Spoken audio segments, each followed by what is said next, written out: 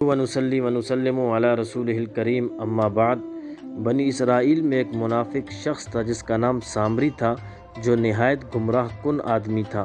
حضرت موسیٰ علیہ السلام کوہ طور پر گئے تو سامری نے آپ کی غیر موجودگی کو غنیمت جانا اور یہ فتنہ برپا کر دیا کہ اس نے بنی اسرائیل کے سونے چاندی کے زیورات کو مانگ کر پگھلایا اور اسے ایک بچھڑا بنایا، اور حضرت جبریل علیہ السلام کے گھوڑے کے قدموں کی خاک جو اس کے پاس محفوظ تھی، اس نے وہ خاک بچھڑے کے منہ میں ڈال دی تو وہ بچھڑا بولنے لگا۔ سامری نے سب لوگوں کے سامنے یہ کہنا شروع کر دیا کہ اے بنی اسرائیل، حضرت موسیٰ علیہ السلام خدا سے باتیں کرنے کے لیے کوہ طور پر تشریف لے گئے ہیں، لیکن نعوذ باللہ خدا تو خود ہمارے پاس آ گئے ہیں، اور بچھڑے کی طرف اشارہ کر کے بولا کہ یہی خدا ہے۔ سامری نے ایسی گمراہ کن تقریر کی کہ بنی اسرائیل کو بچھڑے کے خدا ہونے پر یقین آ گیا، اور وہ بچھڑے کو پوجنے لگے، اور ساری قوم نے بچھڑے کو بولتا دیکھ کر اسے خدا مان لیا اور اس کو سجدہ کرنے لگے۔ جب 40 دنوں کے بعد حضرت موسیٰ علیہ السلام خدا تعالیٰ سے ہم کلام ہو کر اور تورات لے کر